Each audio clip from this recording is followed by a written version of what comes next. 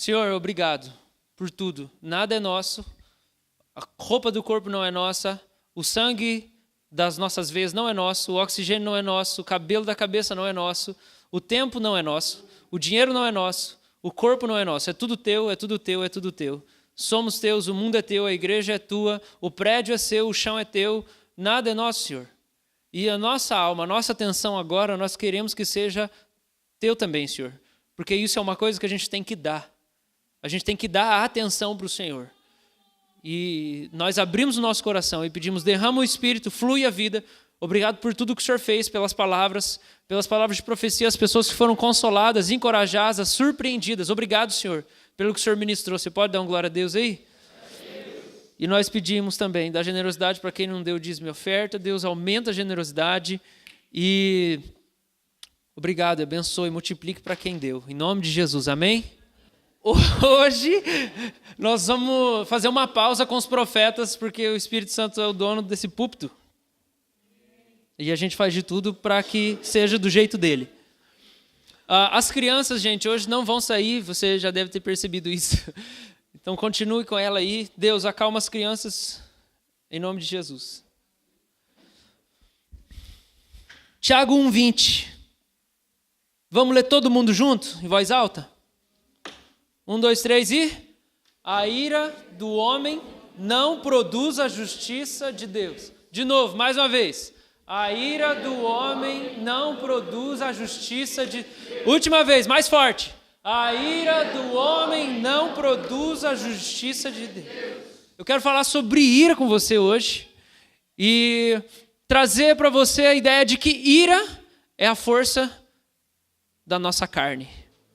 A ira é a força da nossa carne. A ira é a concentração de energia da nossa carne. E ira é quando a nossa carne ela concentra energia e aí ela quer liberar isso. E aí isso sai de uma maneira agressiva, de uma maneira violenta. E esse texto de Tiago é considerado o livro de sabedoria do Novo Testamento. É um versículo extremamente profundo e objetivo. A ira do homem não produz a justiça de Deus. Por que a ira não produz justiça de Deus? Eu quero falar sobre ira com você. E a semana inteira esse negócio ficou no meu coração. A gente vai ler Miqueias daqui a pouco, um texto para o momento da Santa Ceia. Mas a palavra vai ser sobre ira hoje, porque o Espírito Santo simplesmente colocou, talvez a gente está precisando. E a ira, ela pode ser... Talvez você pode pensar em raiva, ira ou ódio. Eu não quero que você pense, ódio é muito forte. Eu não sinto ódio, eu sinto raiva às vezes. Não interessa o nome. O que você não pode fazer aqui, nos próximos 30 minutos, é achar que isso não tem a ver com a sua vida cotidiana. Porque todo mundo passa raiva. Todo mundo passa raiva. Todo mundo sente ira. Todo mundo sente ódio. Todo mundo. Todo mundo. E a Bíblia dá algumas orientações do que a gente faz com esse sentimento. Mas eu quero começar com esse texto que diz que a ira do homem não vai produzir a justiça de Deus. Então, isso não é para a gente esquentadinha. Isso, de maneira nenhuma, serve para você dizer assim, eu não sou esquentado, não é para mim. Isso aqui é para todos nós. Amém? E aí, uma pergunta para a gente fazer em cima disso é, por que a ira do homem não produz a justiça de Deus? Por que ela não consegue gerar justiça? A ira não gera justiça. Claro que a Escritura diz que a gente tem que odiar o mal e a gente tem que odiar o pecado. A gente tem que odiar o único inimigo das nossas almas. Mas o ódio, ele não vai gerar justiça. Por que ele não vai gerar justiça? Porque eu não vou lutar por justiça se eu não tiver amor. Ira não produz justiça. O que produz justiça é amor.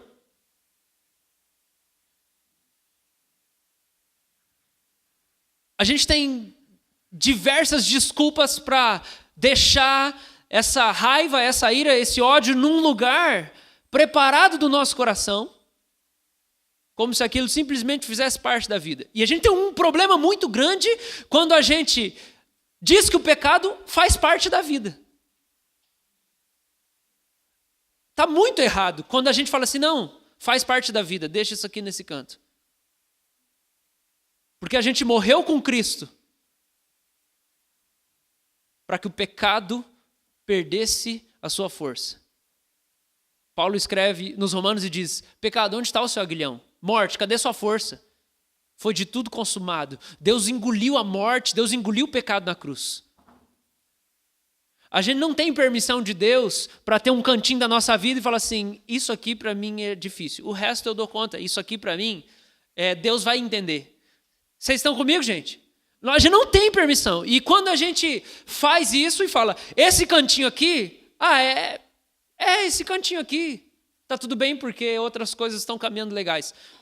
A gente precisa levar um choque de realidade e olhar para a santidade de Deus. Entender que aquilo estraga a minha relação com Ele. Aquilo impede a vida de fluir plenamente em mim. A ira do homem não produz justiça de Deus. Eu quero amarrar 2 versículos para você nessa noite. E isso eu queria que fosse os alicerces da mensagem. Amarrar 2 versículos. O primeiro versículo é esse: a ira do homem não produz a justiça de Deus. E o segundo versículo que eu quero amarrar com você é Romanos 1,17. Abre lá comigo.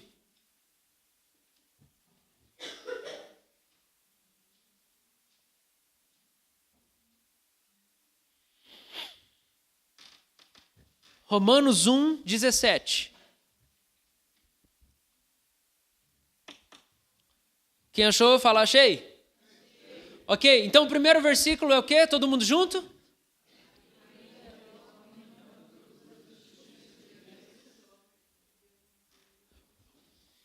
Por que a ira do homem não produz a justiça de Deus? Porque a justiça de Deus se revela no Evangelho. De fé em fé. Como está escrito: o justo viverá pela fé. Por que a ira do homem não produz a justiça de Deus? Porque a justiça de Deus se revela no Evangelho. Esse texto é a descrição da justiça de Deus, certo?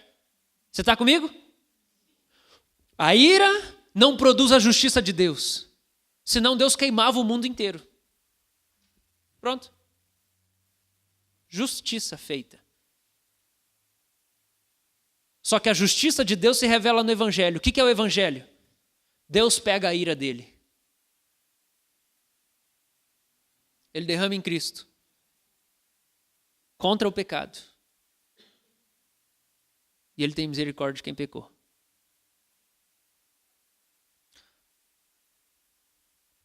Mas o pecado, ele tem a capacidade de corromper a nossa consciência. Quando a gente se acostuma com ele, deixa ele num quartinho do nosso coração, ele tem a capacidade de corromper a nossa consciência de tal maneira que quando a gente comete ele, ao invés da gente lutar contra, a gente cria uma justificativa para legitimar ele. No caso da ira, se não for assim, não vou ser ouvido. Se eu não falar desse jeito, a pessoa não vai me ouvir. O pecado corrompeu sua consciência. Você criou um argumento para defender a prática dele.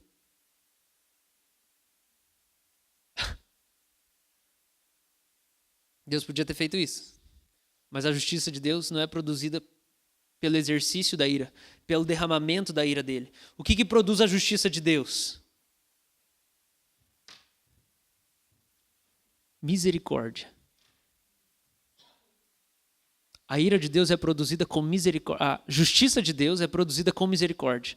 Porque o que Deus fez com a ira dele? Ele derramou em Cristo. E com quem cometeu, que era o alvo da ira, ele usou de misericórdia. E a Escritura fala que a justiça de Deus é revelada no Evangelho. E o Evangelho é a misericórdia de Deus.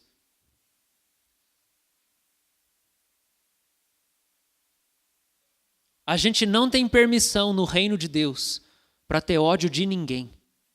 A gente não tem permissão, nem dos nossos inimigos. Jesus mandou a gente abençoar eles e orar por eles.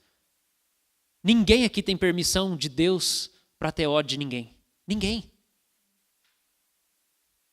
Porque Deus não teve. Deus, cara. Johnny, vem cá. Eu vou fazer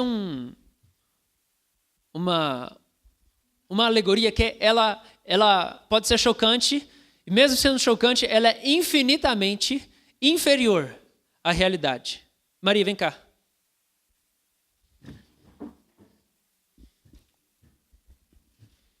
Vem cá, amor. Quero casar com você. Você é linda. Delícia. É minha noiva, Johnny. Fiquei sabendo que você estuprou ela. Eu vou fazer o seguinte. Você estuprou minha noiva. Eu vou fazer o seguinte. Vem aqui, Ian. Vem cá. Você estuprou minha noiva. Virgem. Santíssima. Pura. Vou fazer o seguinte, Johnny. Esse aqui é meu filho, Ian. Acredita nele que está tudo resolvido, beleza? Tá bom? Então beleza, pode ir lá. Pode sentar lá. Valeu, viu? Tá bom, amor? Beleza? Tá feliz? Viu? Viu como eu resolvi?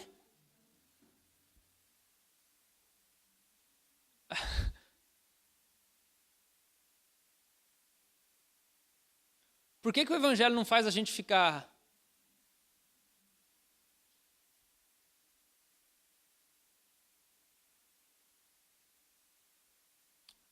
Qual que é a outra palavra? Por que o evangelho não faz a gente ficar pé?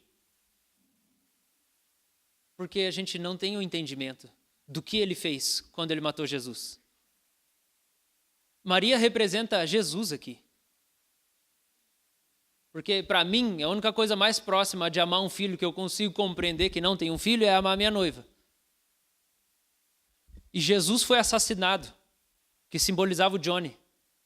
Aí, cara, o Johnny vai lá e, cara, faz isso com ela. E aí eu falo assim, não, é só crer que tá beleza. Pode ir embora. Por que que isso não causa na gente uma ira?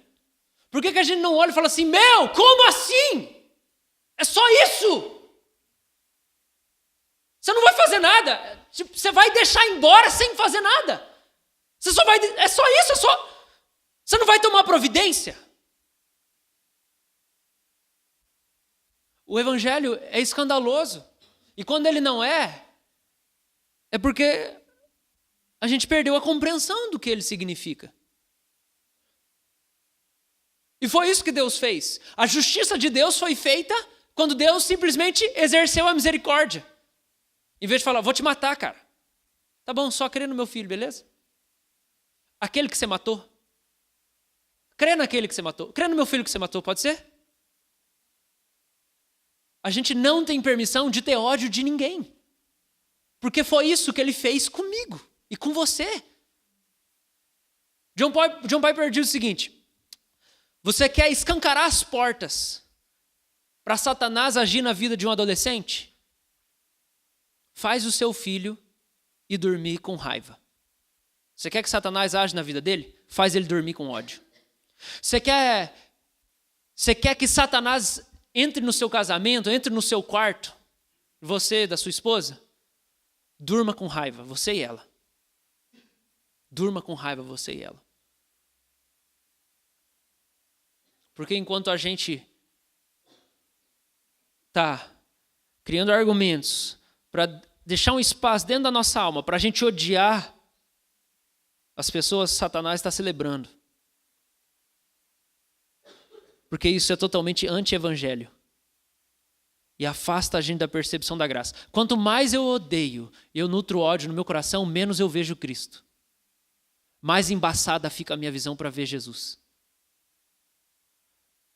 Quanto mais eu mantenho o ódio dentro do meu coração por pessoas que me feriram, esse ódio que eu mantenho é como uma parede que vai se levantando e me impedindo de ser aquecido pelo sol da glória de Deus. O meu coração é como se o véu fosse caindo. Você lembra quando Paulo fala disso lá em Coríntios? Ele fala assim, Moisés quando descia do monte vinha com um véu sobre a cabeça, para as pessoas não verem a glória de Deus na face dele. E do mesmo jeito hoje, as pessoas que ouvem o evangelho, os judeus que ouvem o evangelho e não creem em Jesus, eles têm um véu no coração que impedem eles de ver. Permitir o ódio no seu coração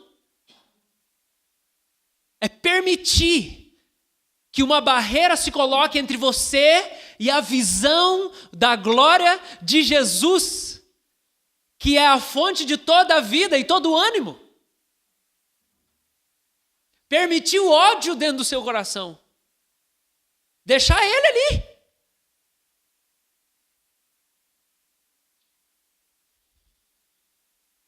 John Piper diz outra coisa também sobre o ódio. Ele fala o seguinte: esse papel que vai ser descrito agora é o papel de liderança e de cabeça que nenhuma mulher quer ter. E nenhuma mulher protesta para ter. Mas o papel, a responsabilidade do sacerdote, do cabeça, é iniciar sempre a reconciliação numa briga. Nenhuma mulher quer esse direito de ser aquela que inicia a reconciliação quando duas pessoas brigam. Mas o cabeça, o líder, é sempre aquele que Deus responsabiliza para manter a ordem e a harmonia numa aliança. Então, humanamente falando, o cabeça do casamento é o homem. Ele é quem tem a maior responsabilidade de iniciar a reconciliação quando ele e a mulher dele brigam. Ou quando ela briga com Cristo. Ele é quem tem responsabilidade de tomar a iniciativa para reconciliar essa relação. Quando o pai e o filho brigam, o homem, cabeça da casa, é quem tem a primeira responsabilidade de ir lá iniciar a reconciliação. O cabeça da comunidade. Pessoas brigam entre si, pessoas brigam com o líder da igreja. O líder da comunidade, o líder da igreja, a cabeça da comunidade, é quem tem a maior responsabilidade de tomar a iniciativa para trazer a reconciliação. Ninguém quer esse papel de liderança, ninguém quer esse direito de ser cabeça. Mas a gente não pode guardar a ira dentro de nós. E o líder não pode guardar a ira dentro de si. E o marido não pode guardar a ira dentro de si. Mesmo que assim, a culpa foi dela. Ou então a culpa é das pessoas da igreja. Porque Jesus não fez isso com aquela que era a liderada dele, que é a noiva. Foi você que errou. Fui eu que errei. Nós pecamos. E ele tomou iniciativa. E ele podia falar, eu tenho razão para estar irado. Eu tenho razão. Ele podia fazer isso. Mas ele não fez.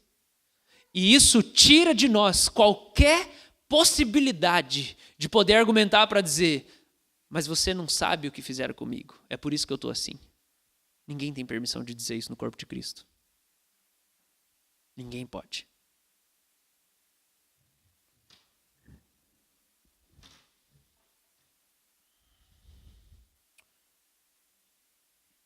A justiça de Deus é odiar o pecado, mas ter misericórdia de quem pecou.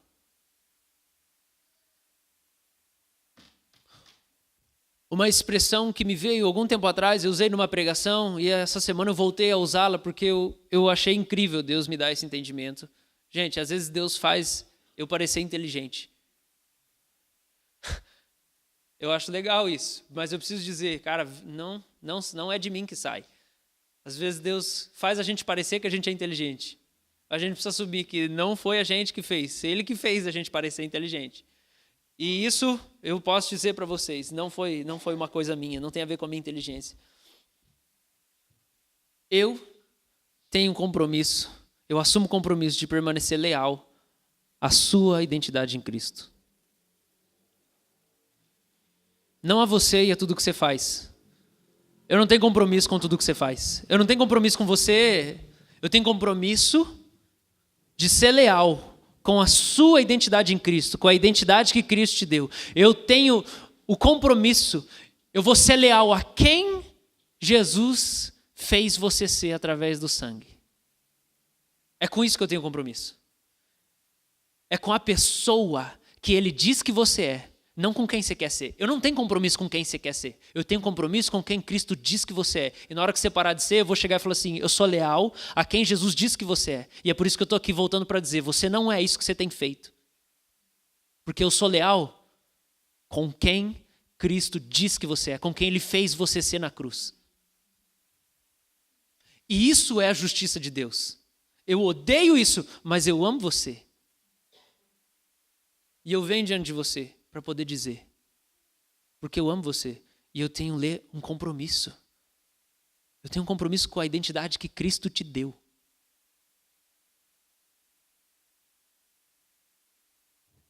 Essa é a justiça de Deus. Por isso que a ira do homem, ele não produz a justiça de Deus. A ira do homem não produz a justiça de Deus. É a misericórdia que produz a justiça. A única coisa que a gente tem que odiar é o pecado e Satanás. A única coisa que a gente tem permissão. Raiva, ódio, ira. Quando você olha no Antigo Testamento, fica aqui comigo. Quando você olha no Antigo Testamento, condenação com pena de morte, geralmente, por apedrejamento, simboliza a ira divina sobre o indivíduo. No Evangelho a gente tem mais claro uma situação, mas no Antigo Testamento tinham várias situações. Eu falei hoje aqui, no Antigo Testamento, se o cara profetiza é errado, ele é condenado. E a condenação ia trazer o apedrejamento que levava ele à morte. E isso representava a ira divina. Vocês estão comigo? Vou falar de novo.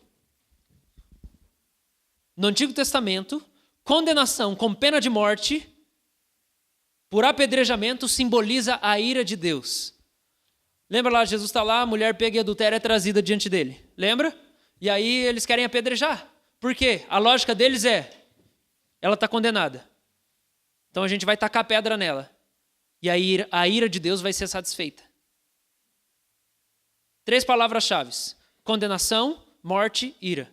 A condenação gera morte com a justificativa da ira.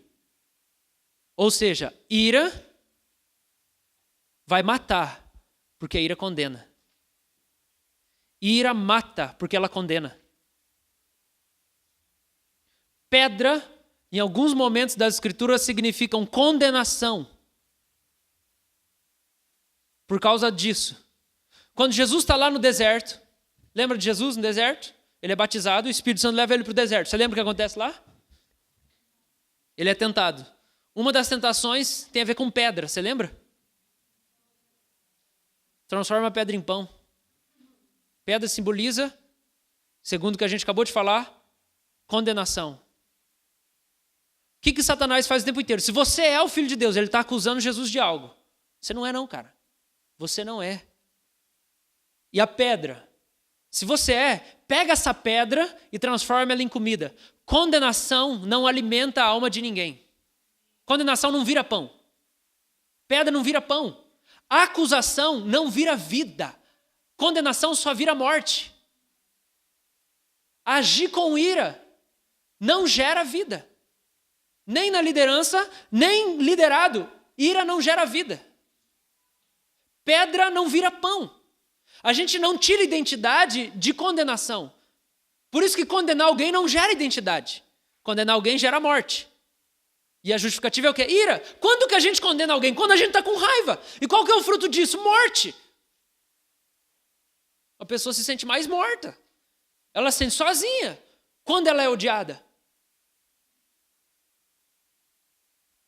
Isso é uma escola. Porque isso significa que eu tenho que rever todos os meus comportamentos. E pensar que verdade por si só não transforma.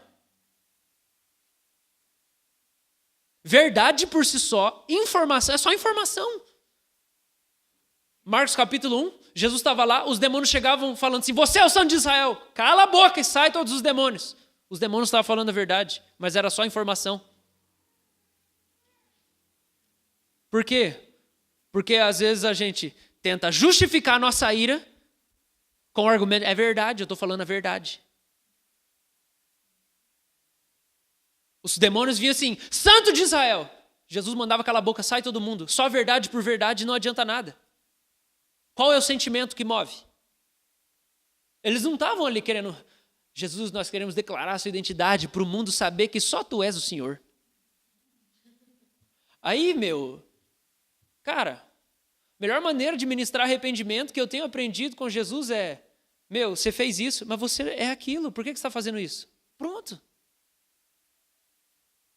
Declara quem essa pessoa é e fala assim, isso aqui combina com o que você está fazendo? Quem você é em Cristo? Quem Cristo é em você? Isso aqui combina com você? Pronto, você ministrou arrependimento. Não. Peraí, o cara é crente, o cara é de Cristo. Você é isso aqui. Aí por isso que ira é a força da carne, porque aí eu quero fazer a pessoa mudar. Ira não transforma a situação, ira não transforma a circunstância, ira não transforma eu. Odiar a mim mesmo não resolve nada. Ter ódio de mim quando eu vacilei não resolve nada. Por quê? Porque ira é o quê? Obra da carne. Lembra de Gálatas lá? Gálatas 5:20, obras da carne, iras, porfias, dissensões, facções, a lista é infinita, prostituição, bebedice, glutonaria, lembra? Então, ira está lá, não é? Ter ódio de mim não me santifica, só dá espaço para a carne. Só o Espírito Santo pode me santificar. Ter ódio de quem errou não santifica a pessoa. O ódio não vai transformar situação nenhuma. O ódio não transforma a mim nem a ninguém. Porque o ódio é uma ação da carne, é uma força da carne. Só o Espírito santifica, a carne não santifica nada. Jesus fala, eu amo esse texto de paixão, João capítulo 6. João capítulo 6 é apaixonante, tem uns 60, 70 versículos. Eu amo João 6, é um dos textos preferidos da Bíblia meu. E Jesus tem uma hora que ele fala assim, a carne para nada aproveita. Nada da carne aproveita. Aí fala assim, Paulo escreve isso, quem está na carne não pode agradar a Deus. Então nada que eu seja movido na ira para fazer vai edificar ou vai produzir vida. Vai gerar condenação e vai gerar morte. Amém?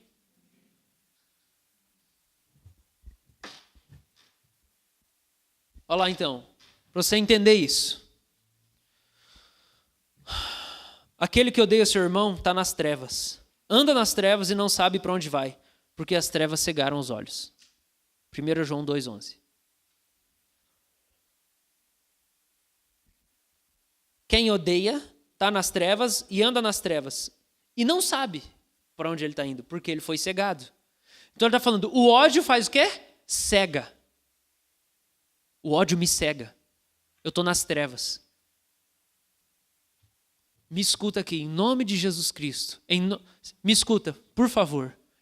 Dá muita atenção no que eu vou falar nos próximos 5 segundos aqui. Eu vou falar agora por que algumas pessoas não têm ouvido a voz de Deus. E a vida não está fluindo dentro da sua alma.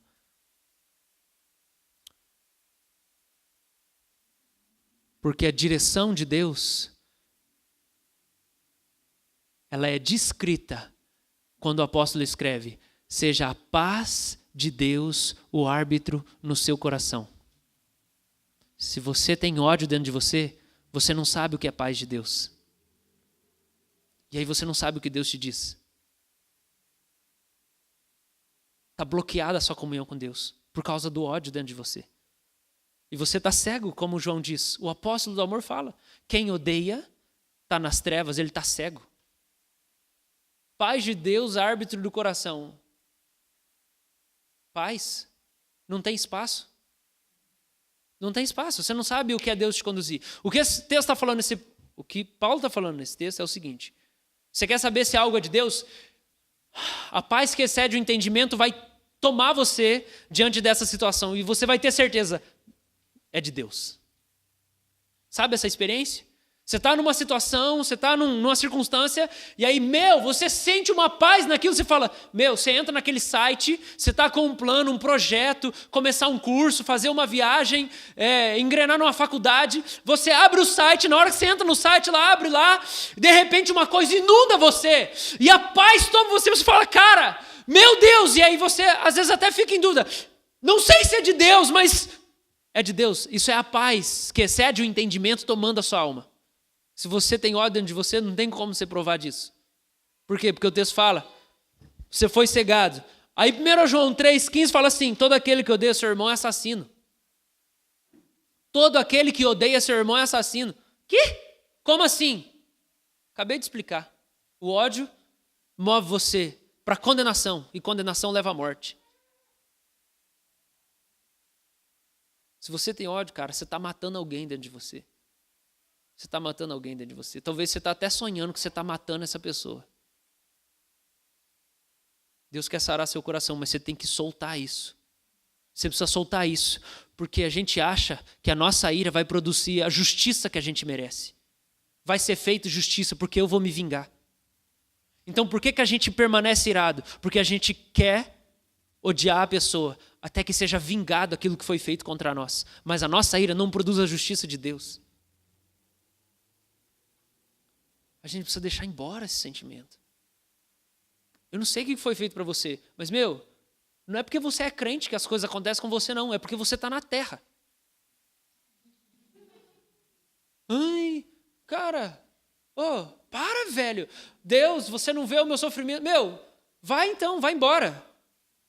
Se você parar de sofrer porque você abandonou a fé, você volta para contar. Quem que te drogou? Até ateu fala do problema do sofrimento. Sofrimento não é coisa de crente, sofrimento é coisa de quem está vivo.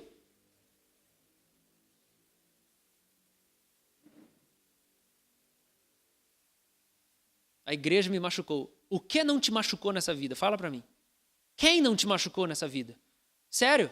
Quem não te machucou? Quem da sua família não te machucou? Quem que você namorou, casou que não te machucou? Que amigo seu não te machucou? Que pessoa que você conheceu que não te machucou?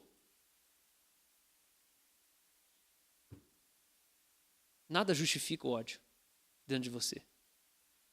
E ele não vai resolver nada. Ele te cega, ele faz você trazer condenação e matar os outros e impede você de ver o brilho da vida que vem de Jesus. Tem que soltar ele. A justiça de Deus não se faz no ódio, ela se faz na misericórdia. Eu perdoo a ofensa. Eu perdoo a ofensa.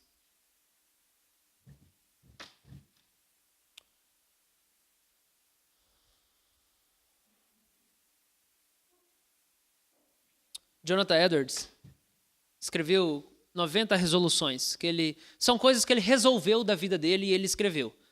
E são 90 frases. Uma das resoluções de Jonathan Edwards é: eu resolvo nunca ficar com raiva de um objeto inanimado.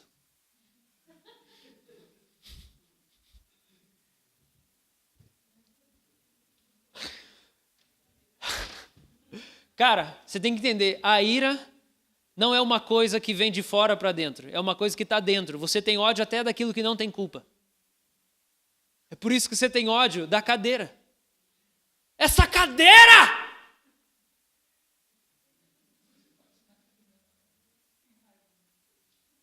Por quê? Não é uma coisa de fora, é uma coisa de dentro. O problema não é ao redor, o problema é você mesmo. A ira é um problema seu, de mais ninguém. Fala comigo. A ira é um problema meu e de mais ninguém. Se eu tenho raiva, o problema é só meu e de mais ninguém. Eu resolvo nunca ficar com raiva de um objeto inanimado.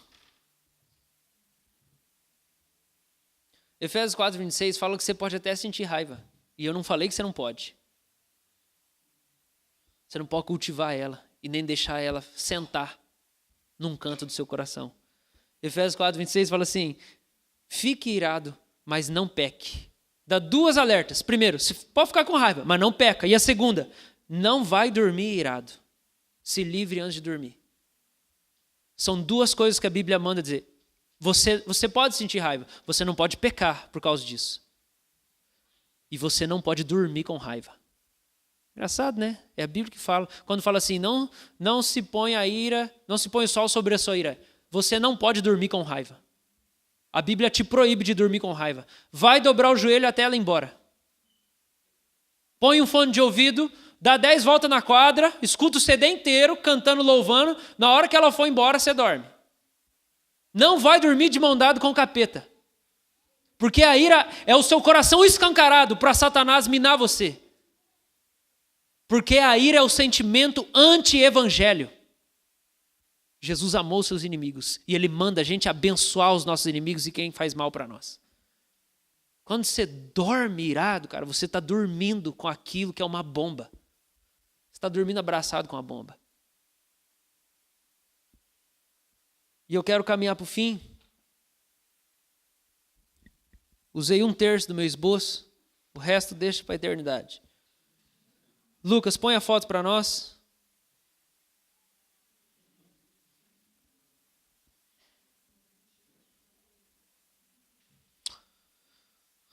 Poucas pessoas conhecem esse super-herói. Saint Moses the Black. Ele me lembra do... Como que é o Pantera lá? Quem? Pantera Negra e o Lanterna Verde Negro lá que tem. Ele não parece meio super-herói? Ele tá assim. Parece que, né, do pergaminho sagrado vai sair uma luz que vai derrotar os inimigos. E o outro braço parece que ele vai pegar assim uma flecha lá no negócio dele aqui. Eu vou falar quem que é esse cara para você. Ele foi um monge egípcio lá do Oriente. Claro, se é egípcio é do Oriente. E a história mais marcante de São Moisés, o negro, é quando um irmão caiu em pecado e Moisés foi convidado para uma reunião a fim de discutir uma penitência apropriada. Moisés recusou-se comparecer. Quando mais uma vez ele foi convidado para a reunião, Moisés levou consigo um jarro cheio de água e o carregou em seus ombros. Outra versão da história o narra carregando um cesto nas costas com areia. Quando ele chegou ao lugar da reunião, os outros irmãos perguntaram o motivo dele carregar o jarro ou o cesto, e ele respondeu: meus pecados se derramaram pelo caminho trilhado, onde não posso vê-los, mas hoje eu venho para julgar os erros de outro irmão.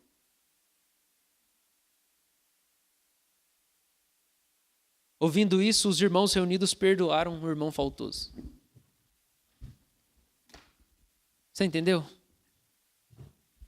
Ele colocou um cesto cheio de areia nas costas e ele andou quilômetros até chegar ao lugar em que eles estavam se reunindo para decidir qual era a penitência do cara que tinha pecado. E aí quando ele chegou lá, falou: o que é isso? Ele falou assim: estava cheio de areia.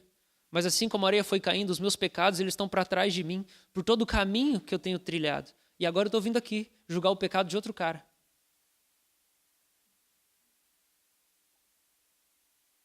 Como isso é ridículo. Isso não está falando que a gente ignora tudo que as pessoas fazem, porque isso não é amor.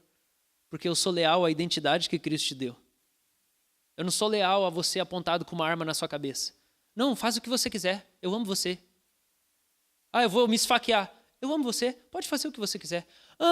Você pode vir aqui em casa? Eu estou pensando qual dedo do pé eu tiro. Se você puder vir aqui, ter um tempo comigo.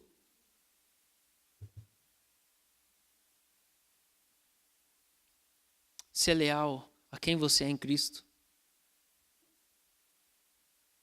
pode ferir você,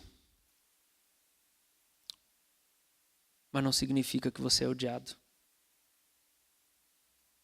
Provérbios diz: leais são as feridas feitas por aquele que ama.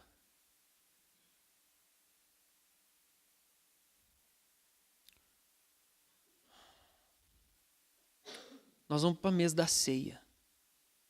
Nós vamos para a mesa da Santa Ceia. E eu quero ministrar outra coisa daqui a pouco. Mas isso aqui é o corpo de Jesus. Porque o pai falou assim: você estuprou quem eu amo, você assassinou quem eu amo, só crê no meu filho. Não vou fazer nada com você, só crê no meu filho. Isso não pode ser para nós o argumento que diz: posso fazer então. É só se eu estiver insano que eu vou pensar: posso fazer. Posso fazer porque é só crer no filho. A gente vai para a mesa da ceia encontrar misericórdia hoje. Encontrar a graça do Senhor, porque isso faz a justiça dele. Mas a Escritura fala assim, que só sente o gosto da misericórdia quem se arrepende do mal que fez. Então, se você precisa deixar a ira embora para o Espírito Santo brilhar através dessa parede de ira, se você quer voltar a ver, se você quer provar o que é paz que excede entendimento, eu quero orar por você. E de novo, todo mundo aqui passa por isso. Mas se você está nutrindo isso, e hoje Deus quer lidar com você, por que não agora?